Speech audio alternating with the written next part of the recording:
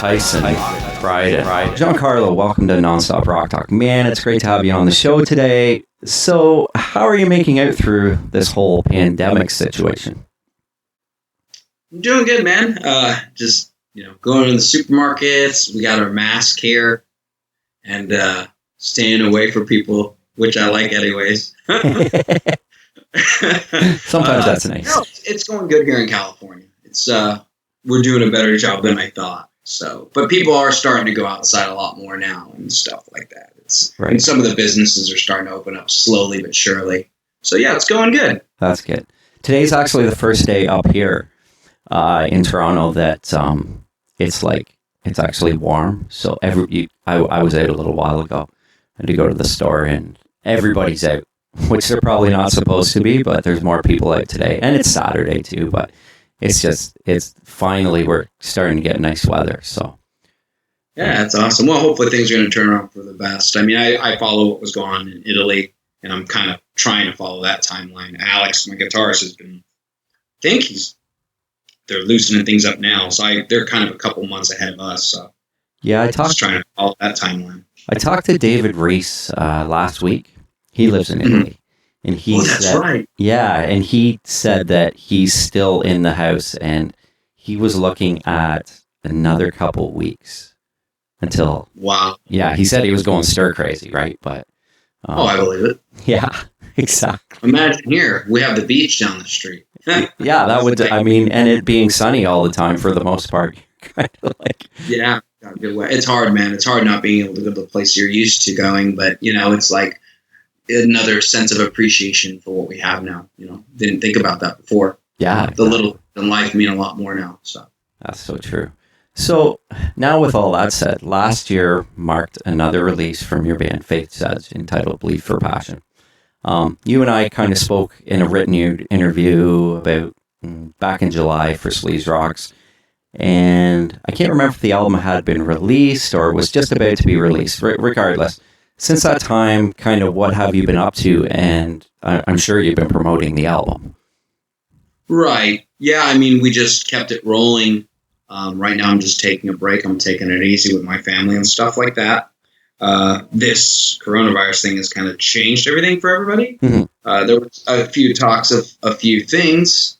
When with my label and Scarlet, there were some things that we were discussing, like a supergroup type thing, but everything's like on hold.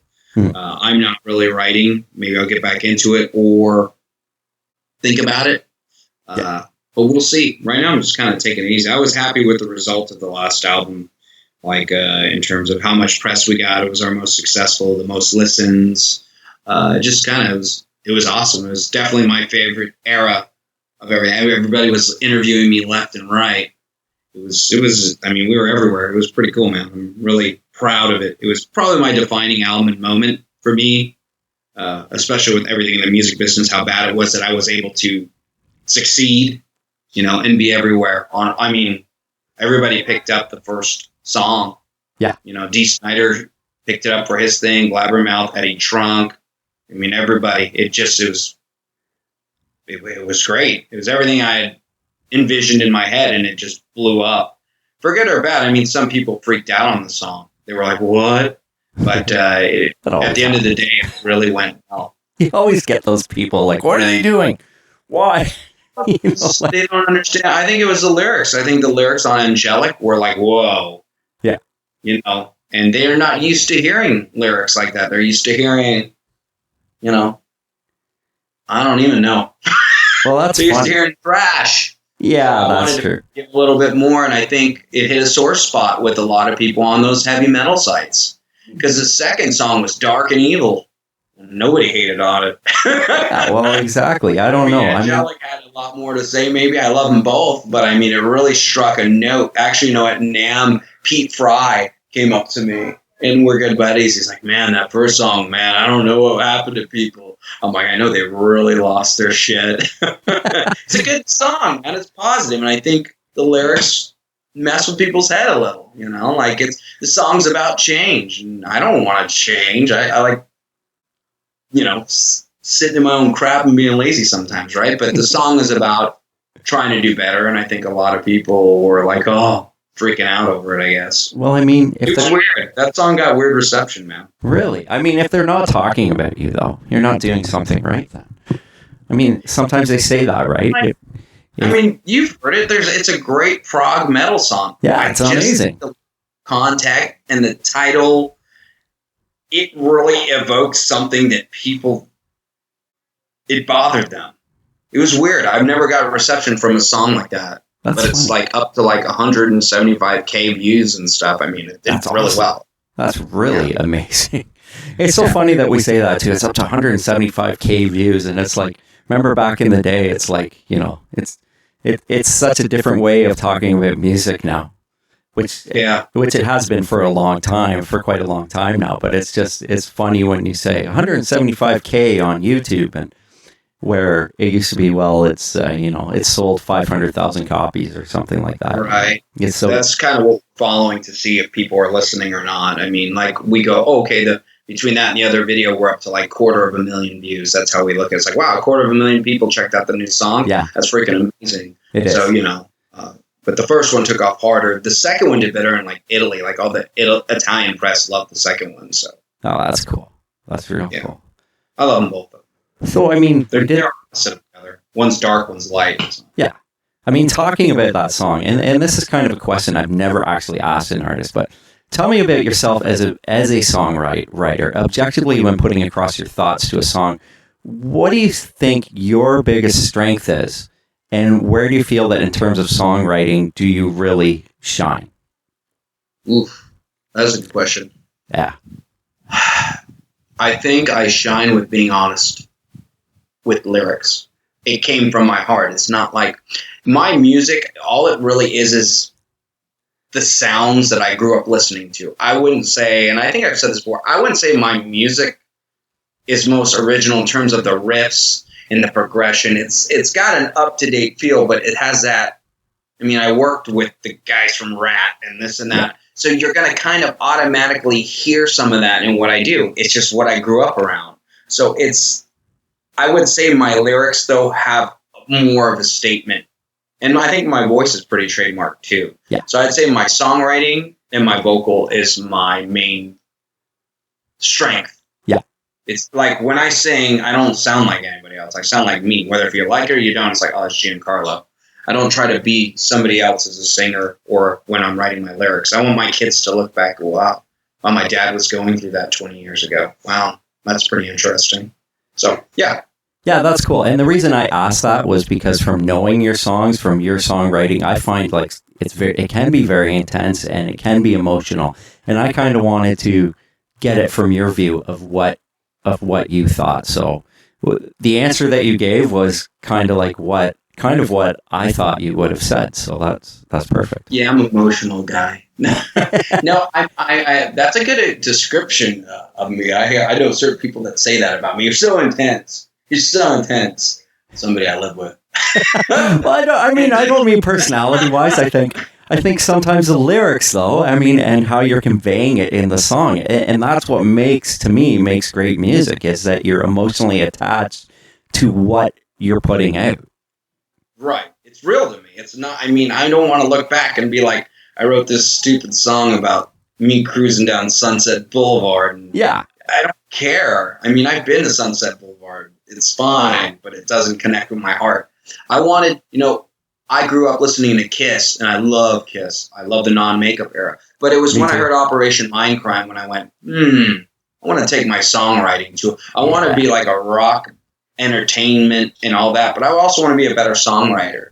So, it's I love my hair metal. I love the excitement. I love the intensity of Kiss and Motley and Rat and War. No, but there's that other side to me that loves progressive music and is trying to strive to be a better musician. Yeah.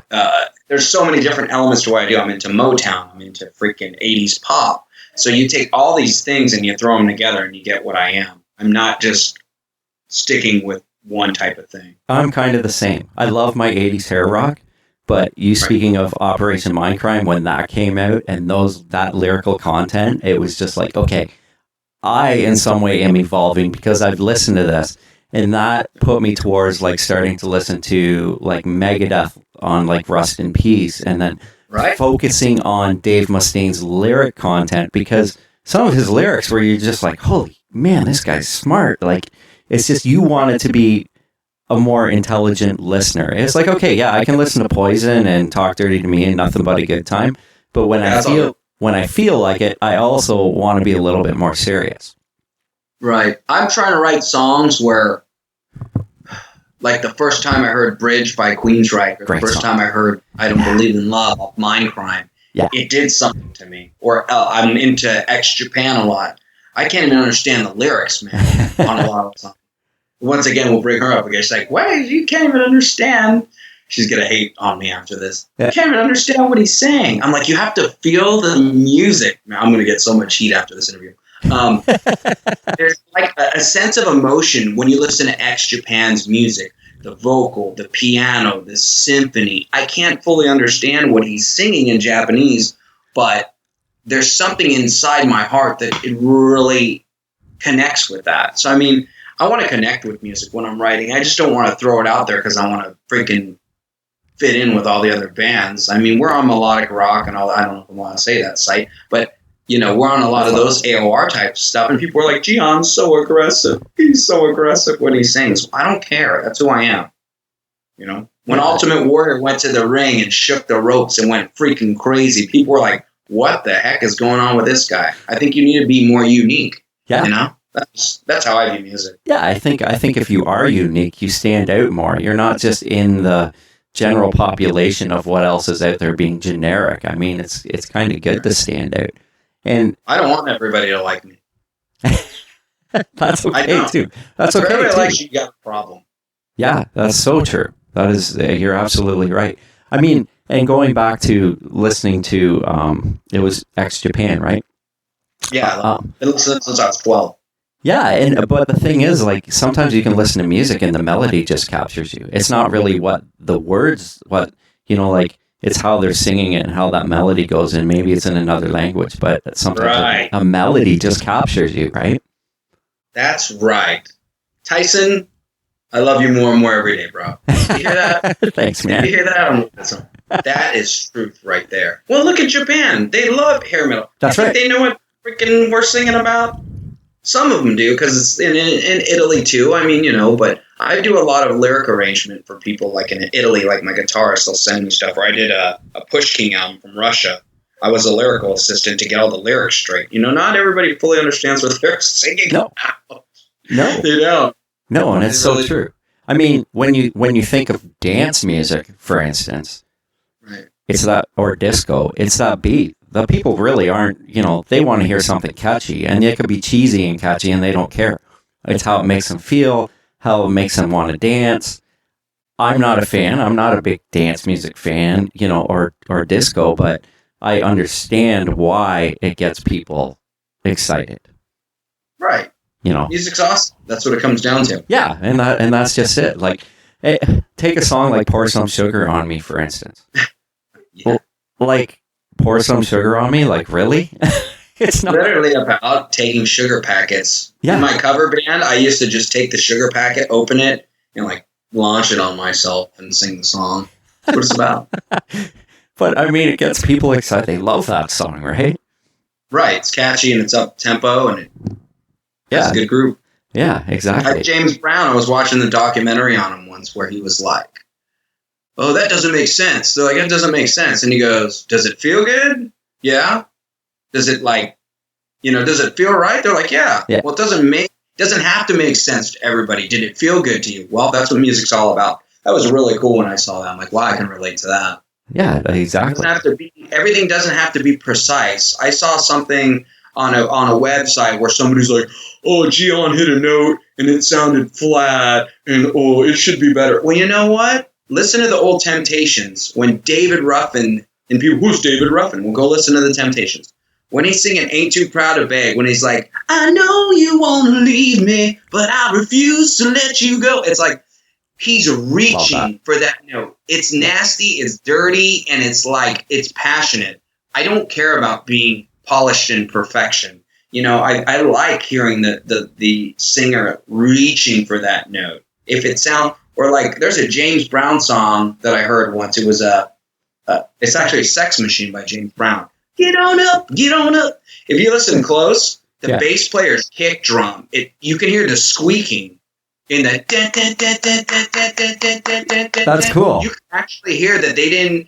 The kick pedal, it's going squeak, squeak, squeak. I guess when they recorded it, I don't know, maybe the kick pedal wasn't off, but if you listen closely, I heard that once. I'm like, wow, that's cool that they kept that in there. I'm into stuff like that. I'm into the imperfections in music. I think it makes it more real. Too. I don't want to be perfect. I like it when you hear those little, you're like, what was that?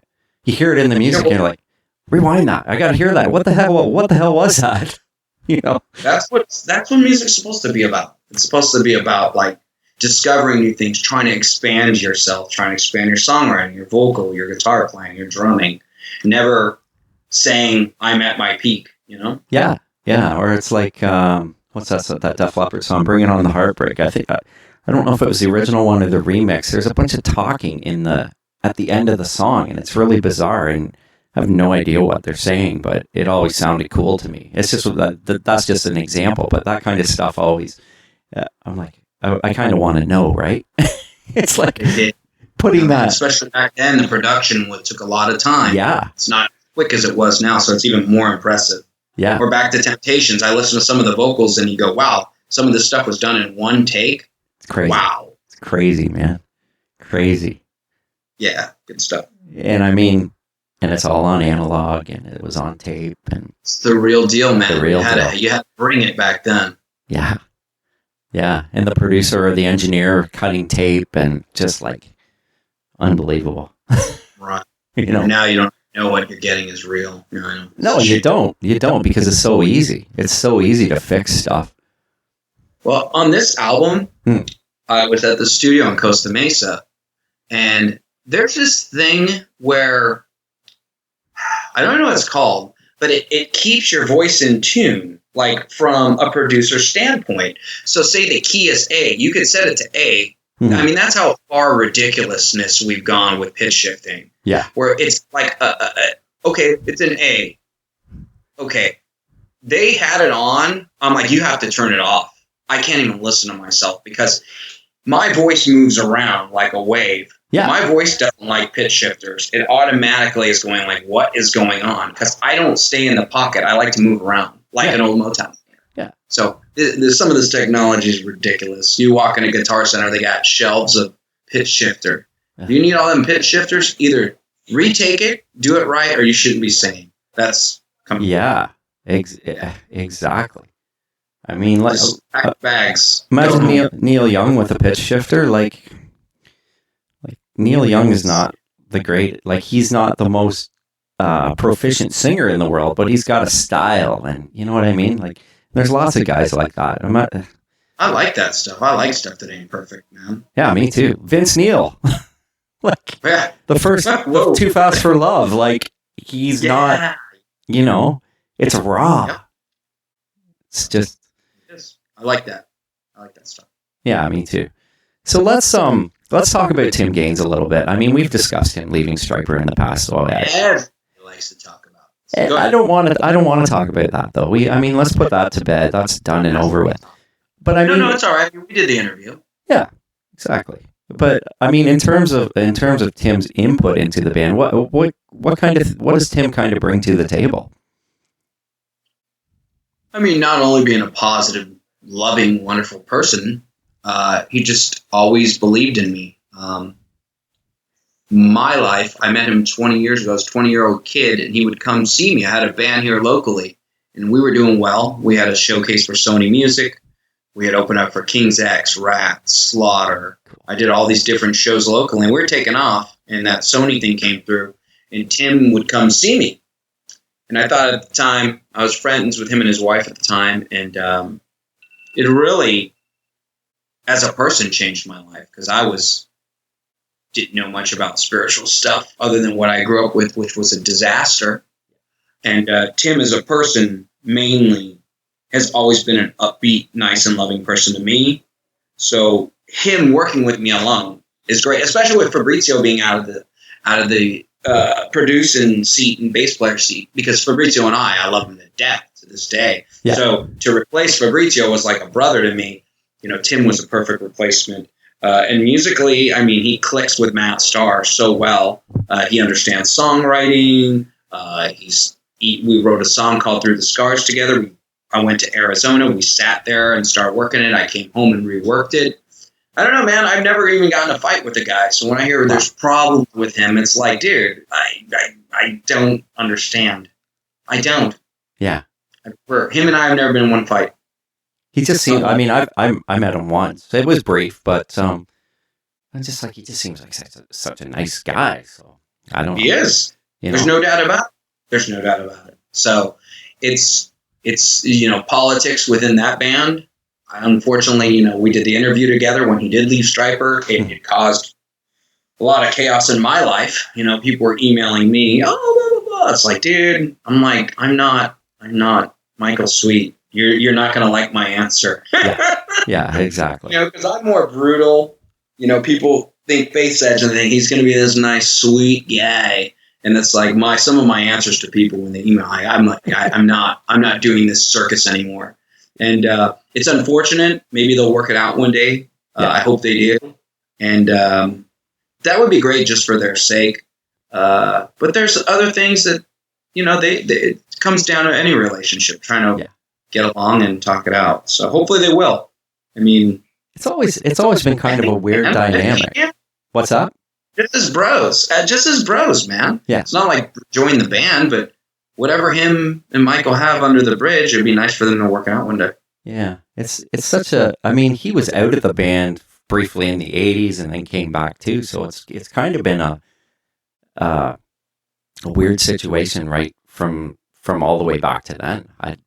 Right. I mean, I can't comment. I know some additional stuff that I don't talk about, and I won't, because it's not my place to say it. Oh, yeah. But when it comes down to it, like I said, I think the interview we had done, I said, like, dude, that's your brother for over 30 years. Let's try to, if you can work it out. And Tim is quiet, man. So expecting Tim to, some people I saw responding to some of my things, well, Tim should reach out to Michael. Dude, you know how Tim is. He's quiet. You kind of go out of your way, be nice to him, hit him up. Tim's just, look at him on stage and very quiet, very reserved. It's not very Tim's personality type to be the aggressor and I don't know. Yeah. Well, and Michael's more like me. He's a front man. He's a guy who talks more. Yeah. I just feel like it would need to be his responsibility. And some people might disagree with me, but that's how I've always viewed it. Oh, that's cool. So, I mean, we're going to change gears a little bit from that, and I think we've kind of put that one to bed on any of that situation. Yeah, kind of.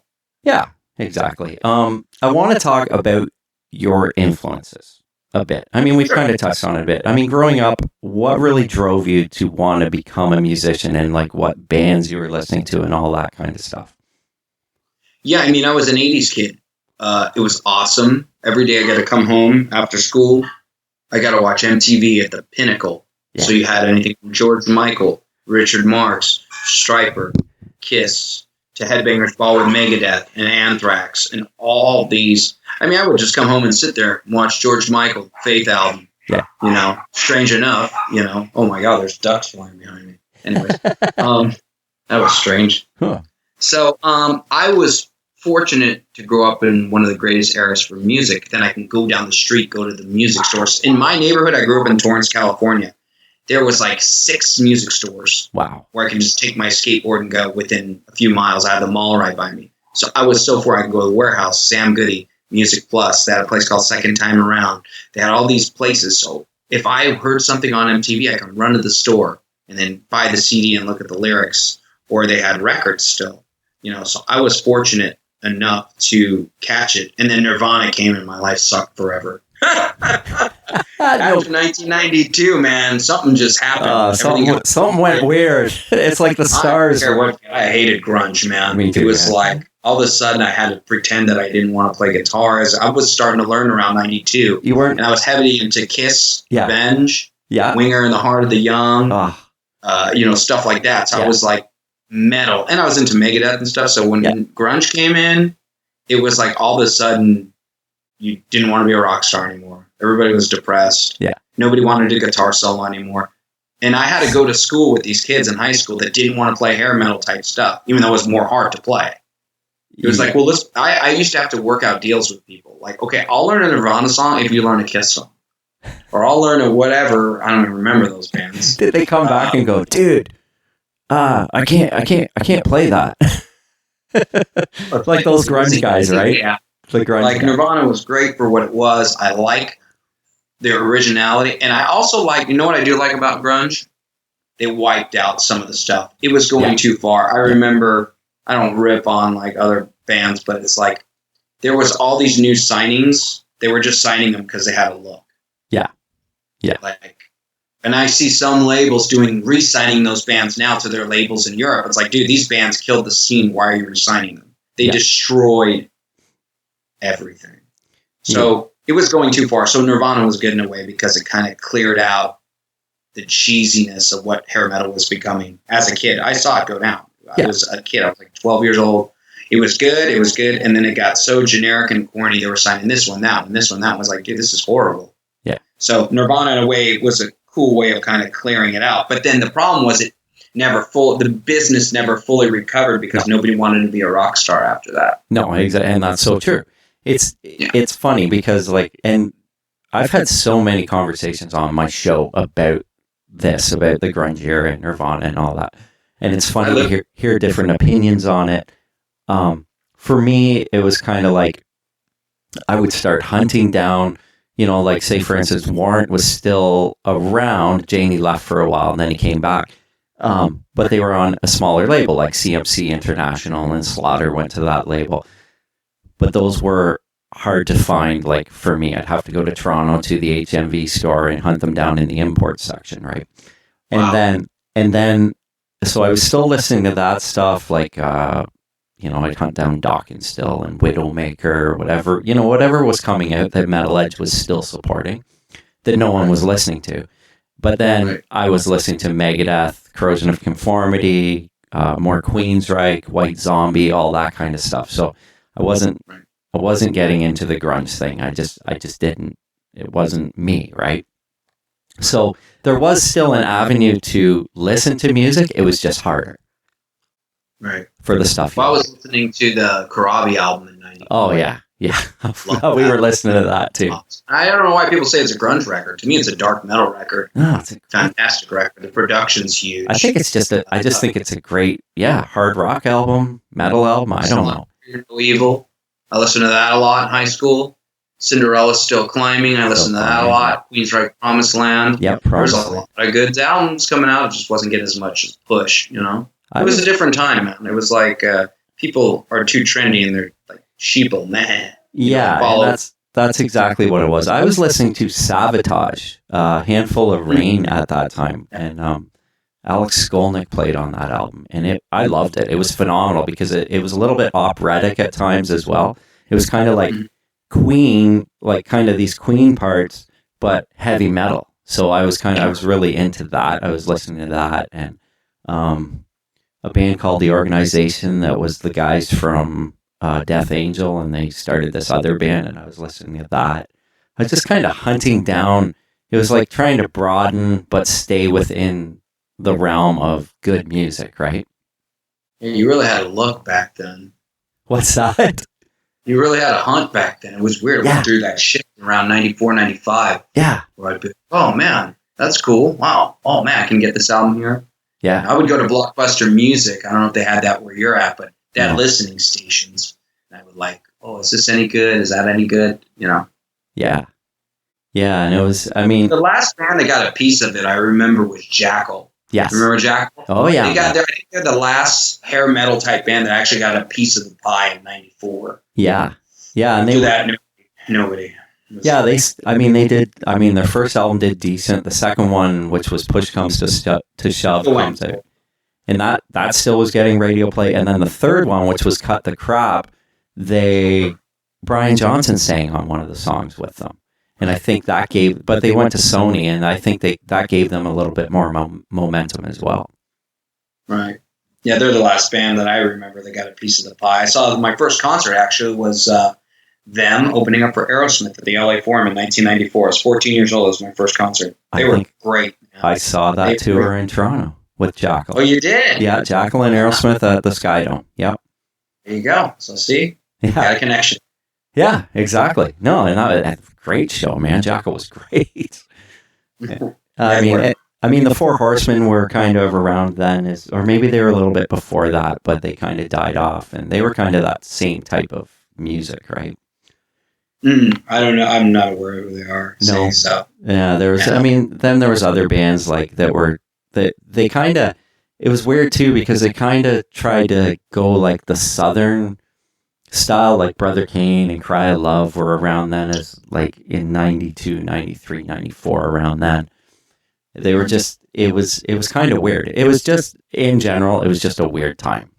Music. It was. Right. It was. And I was a kid and I was moving, I grew up in my neighborhood and all of a sudden I was having to move to another city, like about, 45 minutes away from my hometown. So it was a weird period for me because like, all of a sudden the music was changing and then I was having to move to a city which I still can't stand, It was a weird time in my life, the whole grunge movement. So yeah, it's very looking back on it. And I mean, it didn't last as long as the 80s hair thing.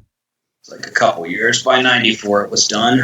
Yeah, it was crazy. Like they just kind of self-destructed themselves. What's that? Hallelujah. Hallelujah. Yeah, but then it never recovered, so, That's Gian what kind of music he doesn't like. There you go. Oh, what kind of music don't you like? Anything after 1992. I'm joking. Unless it's from Europe or Japan. They kept it going. Yeah, that's There's true. a lot of good bands, dude, in Sweden and stuff. Ooh, check that out. Yeah. We'll get into that another time. Like it during that time or now? What do you... Now. Oh, yeah. Yeah, oh, yeah, I know. What is it, Heat and One Desire and all these bands? Woo, man, they were pretty good. I'm familiar with all of them. I actually like Crazy Licks. I'm into that band. Yeah, they're good too. They're a cool band. Actually, Jimmy from One Desire, the guitarist, he was possibly going to produce. I was so impressed with his production on their first album. Him and I talked about producing Bleed for Passion. I was like right on the verge of doing it with him, and then Alex, my guitar player, ended up doing it. But we were talking about it actually. Wow.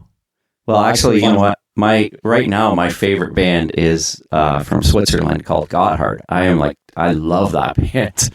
And they've got a new album out, and I'm really digging on that, too.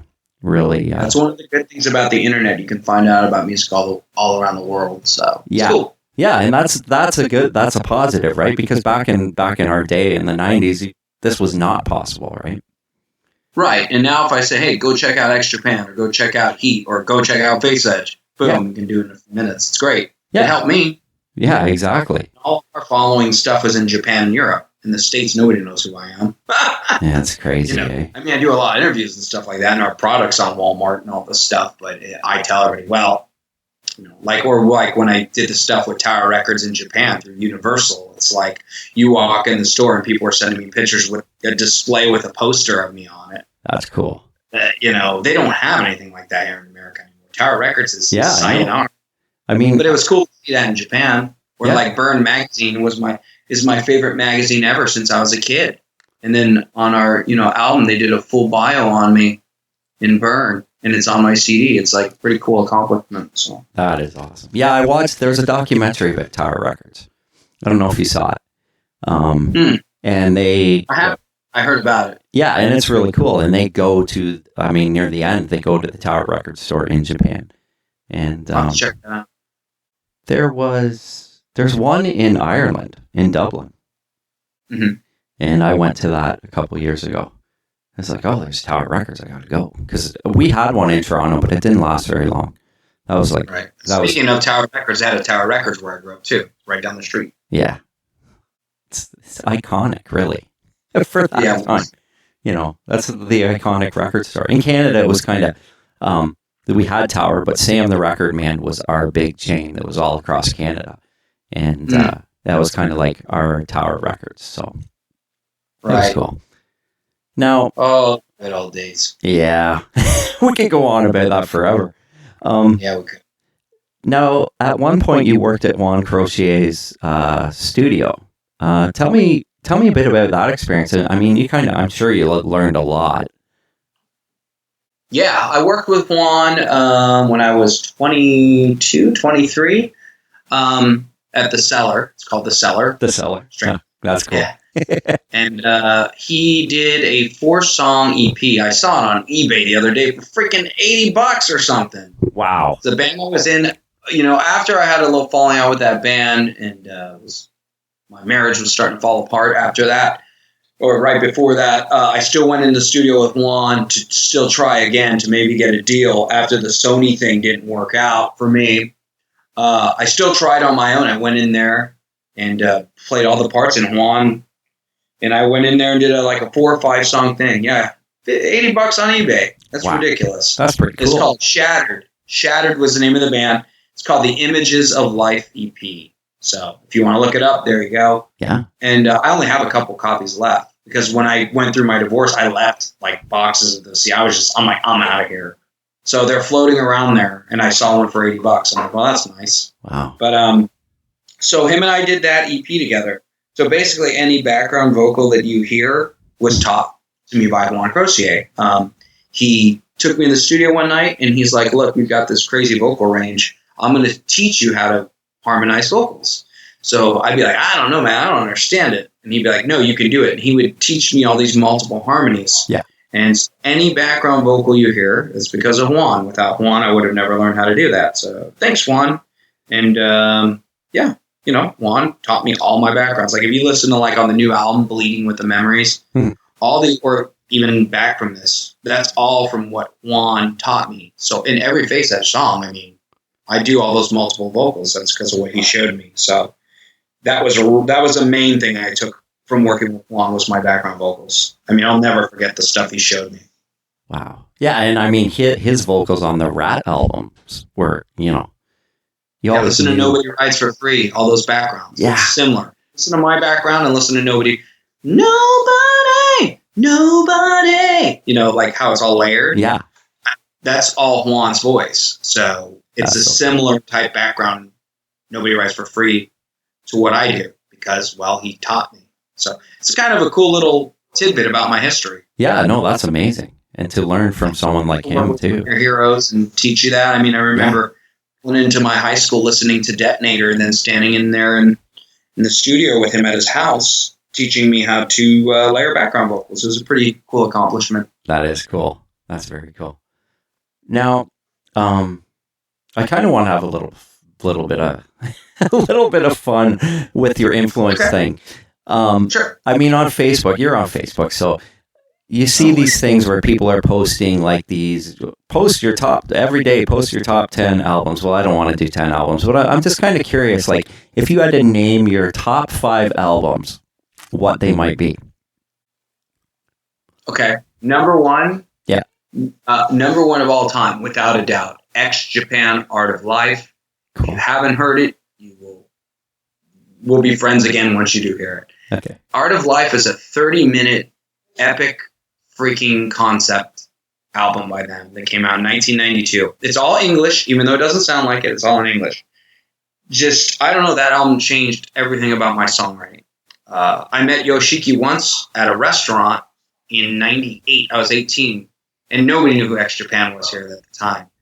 And I sat at a table. We had dinner. He's like, how do you know me? I'm like, dude, I'm a huge fan. He's like, what? Because nobody knew him in America. Yeah. And actually at the time, Yoshiki was such a nice guy. He had a label called Ecstasy Records.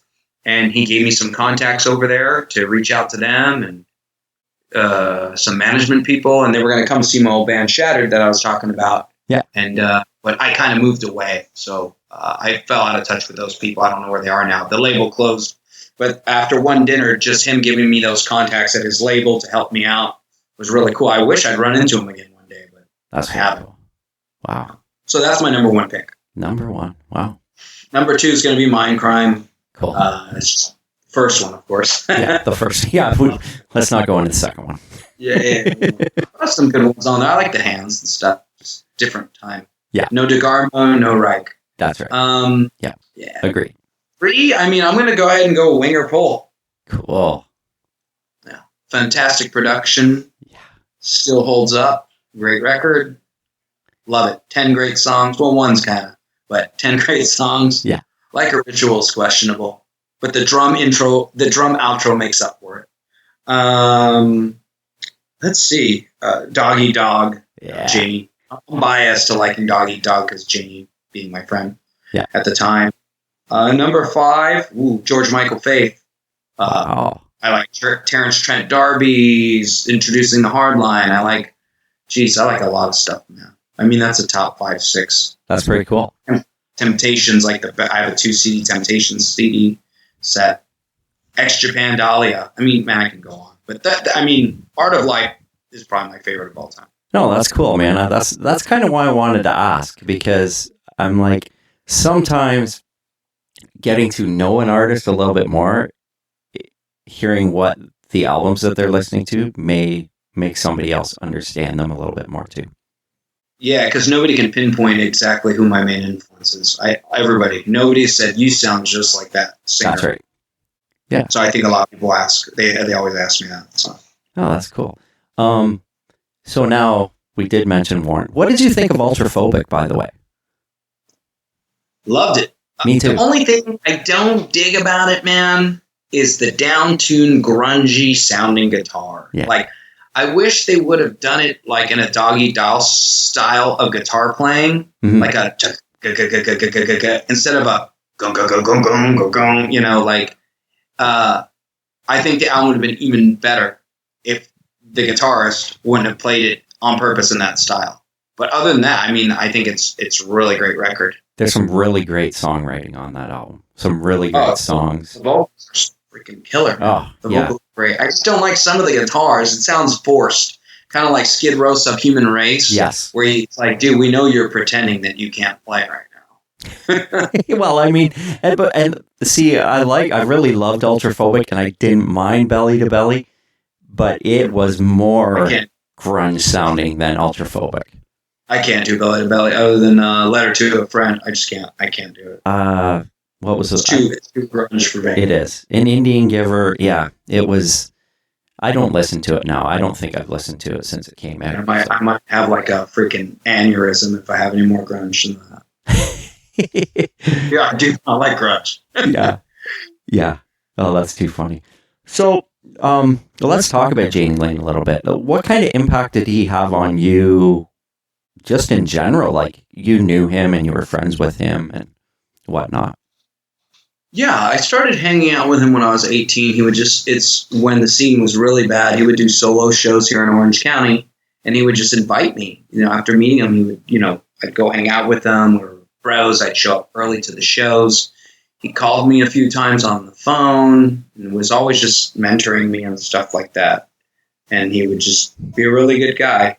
I mean, outside of the usual rock star stuff that maybe I wouldn't agree with now, as a kid, other than that, his positive mentoring on me took effect. And the connection with him and I was just strange about, like, when he had died, and then we did the album cover for him for the Liberty and Justice song, his final song. Mm-hmm. And also me being the final song before he died on that Liberty and Justice song. It's got my song and his song back to back. Wow. Kind of eerie. Yeah. But I've always felt like maybe he's looking out for me a little bit still, So definitely miss him. And outside of some of the stuff he was dealing with, he was always a great guy to me. So I miss him all the time. it'd be great to go see him again. Like, hey, let's go to a show. And Yeah. it's very entertaining, and not having him around sucks. Yeah. Yeah, I mean, the music world lost somebody, just an incredible artist, and it was very unfortunate. Yeah, nobody appreciated him at the time. No, and they It's should very have. strange. Very strange. People treated him very poorly. Yeah, and that's horrible. That's too bad. I mean, Like, he was so great, and I was thinking, man, all y'all were ripping him on your websites in half. He was an emotional guy, and people were just tearing into him left and right. It's hard. people do that. They love to do that. They love to rip on people when they have something to rip. Yeah, I see it myself. I mean, like I said, the blabbermouth stuff. It's like I was on there, and people were saying things about it. Like, that's really nice of you. That's really nice. Yeah. I mean, So, if and we are people too. we are. I mean, how would you like it if you put out your baby online for the whole world to see, and then people that can't even do what you can do go on there and rip you apart? It's the beauty of it. So, but you have to, like Tim Gaines told me, you have to have real thick skin, and your nerves, you eventually become numb to it. That's where I am now. If I see a negative review, it doesn't affect me anymore the way it used to. First, it was hard. How could somebody write that about me? I was calling my record company. This guy in Italy and Metal Hammer, he said this and that about me. I'm going to break his neck. Wow. And the label's like, don't worry, that's just how he is. I'm like, no, it's not okay. Kids in Italy are reading this magazine and they're thinking this and that because they're just ripping into me. And I'm like, dude. But now you get used to it and you just go, okay, whatever. For me, as someone that reviews albums, I don't necessarily like to. The way I look at it is, I think you have to try and even say, maybe if you don't love it, you need to try and find a positive out of it as well, because sometimes you have to realize that that's somebody's art, and their art may not be the same as how you feel about it. Well, yeah, look at what I said about Nirvana. It's not my cup of tea, but I respect it for what it was, and I try to even look at the positive. Like, it did clear out some of the stuff that I wasn't digging. What's happened to hair metal. I respect what Kurt Cobain did as an originator. He had his own sounding voice. He was good for whatever style. Same with country. I'm not into country, but there's people that I'm like, wow, these guys are really good at what they do. Exactly. Same with rap. There's some rappers are like, wow, this guy's amazing. So, yeah, I agree. But I think a lot of the critics and stuff, they like reading these articles. They like getting the rise. They love the rise out of us, man. And I just hit the point where I'm numb. After this album, it was our best reviewed album. I became numb by that point. I mean, Blabbermouth kind of took me over the edge. It gave us the most promotion, of course, because everybody sees it. But after seeing some of the stuff on me on there, I just became completely numb. Yeah. And the guy from a band called Motley Brew was telling me how to sing. I just kind of, threw in the towel with my expectations of what people were going to say of me online. Yeah. That's crazy. So, you know what? We did mention Matt Starr. Yeah. He is on the Black Swan album as well, is he not? Yeah, he is. We were actually going to go. We worked on me and my fiance went to the Revolution Saints video. Guy at Scarlet Records is doing videos too for Frontiers. Yeah. So I'm in the video. Oh, cool. A few times for Talk to Me. Yeah. She's in there a little bit too, but you see her by the door. But cool. We were going to work on the Black Swan videos too. And it just didn't work out for me and her to head over there to work that day. This guy on my label, the guy who discovered me, his name's Enzo. Yeah. He's doing these videos, so maybe we'll have a chance. But we were going to work on it, and I didn't have the time to go down there those few days. But yeah, Matt's on that too. It's a great album. Really like it. Yeah, it's good. I was really, when it first came out, I was listening to it every day. I was just loving it. I got the vinyl of it, which was cool too. So, it's just kind of been, I'm going to pull it out again. You know how you listen to something and then you listen to it too much and you're like, I just got to give that a break for a little bit. Right. Staying in your CD thing for weeks or whatever. That's good. Yeah. That's a gum. Yeah. And that makes for a good album. So anyway, so moving forward, you did mention that you're do you see that squirrel on the roof behind me? Can you see me right now? Oh, yeah. To put this interview, but there's a squirrel going. Yeah, it's right on the roof. That's hilarious. Sorry. That's okay. That's crazy. I can edit that. It's not a big deal. It's not a big deal. You can keep it there if you want. Yeah, I could. You know what? I might put it in there because people will go, oh, what? It's a metal squirrel. You guys didn't see it. It had Kiss makeup on. It had Kiss makeup on. So moving forward, you mentioned that you're not really writing right now. And there might be another project, like a supergroup kind of thing. Is that kind of what you're looking towards now then? Yeah, I mean, I'm talking to somebody. I can't say it yet because it's not confirmed, but he's in an 80s band. He's like first singer. Him and I are sent me a message the other day. I submitted some stuff, and he's interested in working with me. Cool. So I don't want to confirm that. Actually, another thing I was talking about that would have been awesome but didn't work out. I don't know if Dean Castronova was just trying to get me excited, but Dean likes Faithsedge, and he was talking about a super group with me, him, Tim Gaines, and Danny Spitz from Anthrax. Cool. That would be amazing, That but would be. nothing came of it. Yeah. He was talking because him and Danny Spitz were doing something, and he was texting me, man, I love the Faithsedge stuff, but nothing ever came of it. But then there's something else maybe with my label in Italy. But because of coronavirus, I'm waiting. I'm just kind of hanging out, doing family stuff lately. That's funny you mentioned Danny Spitz. That would have been a killer. That would have been awesome, man. Man. Maybe Dean will, a bell will ring in his head and go, whoa, man, yeah, Giancarlo, Yeah. He was serious about it too. Like me, he's like, me and Danny Spitz have this thing. And we need a singer. And I'm like, dude, cool, man. What I'm doing, why don't me and Tim Gaines join? He's like, oh my God. But nothing really came of it other than talking about it. But what an album that would have been. That would have been wicked. Yeah, there was a buddy of mine, I can't remember how long ago. He sends me this video and he goes, this is Dan Spitz's new band or whatever it was. It was a live video. And he goes, check out the drummer. And I was like, oh, okay. Well, anyways, the drummer was this guy I went to high school with, and he was just phenomenal. Like, I remember him playing drums in high school, but he was like this Canadian guy from a small town, like an hour from Toronto, and he's like, did you know he was playing with Dan Spitz? And I was like, no, I had no idea. It was just when you mentioned his name, that kind of rang a bell in my head, and I was like, oh, yeah, okay. And I kind of wanted to mention it because I would love to work with that project if the door would open. Oh, time will so If cool, it doesn't, at least in my mind, it could have been a nice memory. Yeah, no kidding. At least the consideration by Dean Castronovo as a singer was worth it for him to say that to me and text me. Hey man, I love this stuff. This would be awesome. Let's do it. Just to be up for consideration by somebody of that caliber of a vocalist was pretty nice. Yeah. It'd be like 2 a.m. Bing! My phone goes off. My chick's like, who's that? And it's Dean Castronovo.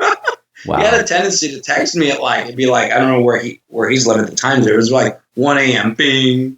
Wow. 12:30. Well, strange hours. That's funny you mentioned him. And I mean, I'm going to let you go in a second, but I just had this thought, I